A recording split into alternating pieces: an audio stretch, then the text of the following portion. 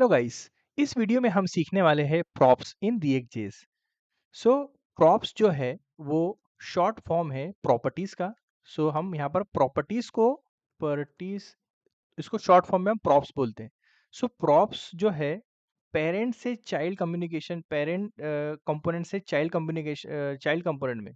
सो props का use हम components में कम्युनिकेशन करने के लिए यूज़ करते हैं। जैसे हमारे पास एक पेरेंट कंपोनेंट है और पेरेंट कंपोनेंट के अंदर कोई स्टेट है और स्टेट को उस डेटा को हमें चाइल्ड कंपोनेंट में पास करना है, तो उस केस में हम प्रॉप्स का यूज़ कर सकते हैं। बेसिकली पेरेंट कंपोनेंट्स के कम्युनिकेशन में प्रॉप्स का यूज़ किया जाता है और जो प्रॉप्स होते हैं वो इम्यूटेबल होते हैं, मतलब इसको हम चेंज नहीं कर सकते।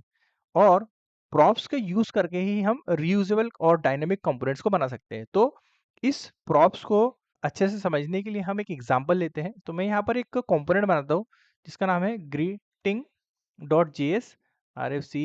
देखिए एक greeting डॉट जेएस है। अब मैं चाहता हूँ कि एक ऐसा कंपोनेंट बनाऊँ जो प्रॉपर्टीज, मतलब यहाँ पर इसको मैं प्रॉप्स बोल रहा हूँ, तो ये प्रॉपर्टीज है।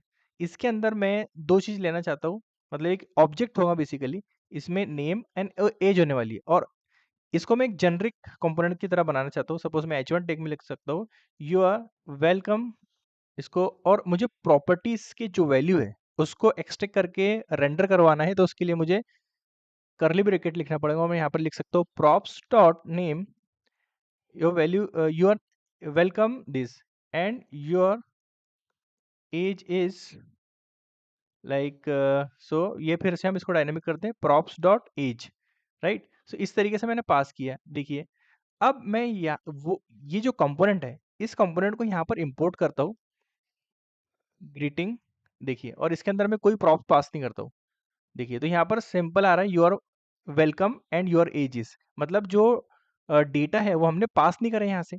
तो ये जो है, मतलब कंपोनेंट के अंदर हमको अगर जैसे फंक्शन में आर्ग्यूमेंट पास करते हैं तो कंपोनेंट में हम यहाँ पर प्रॉप्स पास करते हैं। तो यहाँ से मैं फिर लिखूंगा नेम और नेम के अंदर लिखूंगा राज और एज, एज इनकी लिखूंगा 21।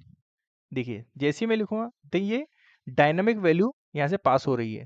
तो इसको ही हम प्रॉप्स बोलते हैं, क्योंकि देखिए ये एक पेरेंट कंपोनेंट है इसका और ये एक चाइल्ड कंपोनेंट है। सो चाइल्ड कंपोनेंट के अंदर वैल्यू को पास करना ही प्रॉप्स कहते हैं। अब इस तरीके से मैं सेम कंपोनेंट को कॉपी करके पेस्ट कर सकता हूँ और यहाँ पर जॉन दूसरा नेम प्रोवाइड कर सकता हूँ और इसकी एज जो है 23 कर सकता हूँ। देखिए तो मेरे पास without writing मुझे further code, I just need to use that component and pass the proper value to that component. So that is the beauty of the props. So देखिए अब ये जो props हमको यहाँ पर मिल रहा है ना, देखिए ये मैं आपको कंसोल करके बताता हूँ, console.log किस तरीके से हमको ऑब्जेक्ट मिल रहा है। देखिए ये इस तरीके से ऑब्जेक्ट मिल रहा है हमके। अब इस ऑब्जेक्ट के अंदर हम इसे ये इम्यूटेबल है, मतलब इसको चेंज नहीं कर सकते।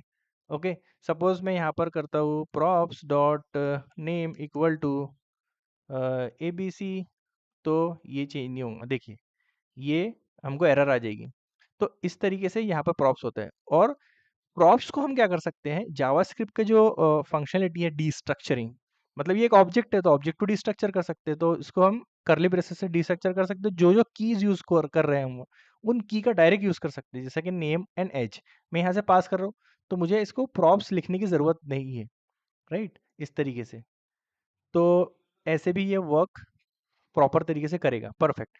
और एक और ब्यूटी ये है कि हम इन प्रॉप्स के ऊपर वैलिडेशन भी लगा सकते हैं। जैसे मुझे एक वैलिडेशन, क्योंकि डेवलपमेंट के वक्त हम एरर को जल्दी से जल्दी पकड़ सके, तो इसमें हमें वैलिडेशन को ऐड करना चाहिए प्रॉप्स के अंदर, क्योंकि ये प्रॉप्स का जैसे टाइप है स्ट्रिंग और ये प्रॉप्स का टाइप है नंबर, तो यहाँ पर हम उसको ऐड कर सकते हैं ग्रीटिंग्स डॉट प्रॉप टाइप, इस तरीके से लिखेंगे। और इसका एक ऑब्जेक्ट रहेगा, इसमें हम जो भी प्रॉपर्टीज के ऊपर लगाना है हमको, तो प्रॉप टाइप इसको मुझे इंपोर्ट करना पड़ेगा, prop prop type from prop types यहाँ से।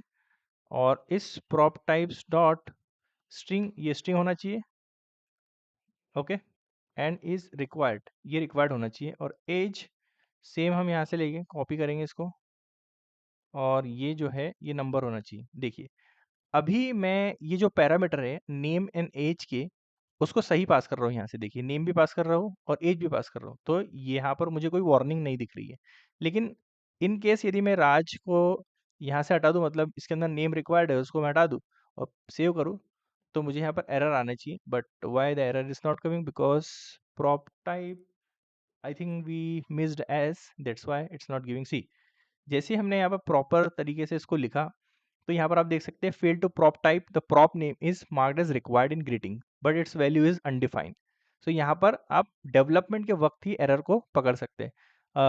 अब यहाँ पर हम इसको एज इट इज कर देते हैं। सपोज मैं एज को नंबर की जगह स्ट्रिंग पास कर देता हूँ, देखिए तो यहाँ पर फिर से मुझे एक invalid props as of type string supplied to greeting expected number.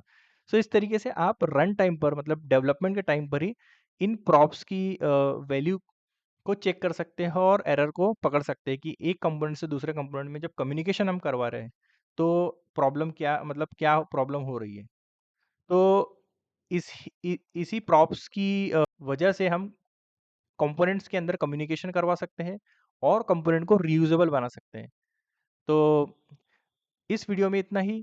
Please like a video, subscribe the channel and guys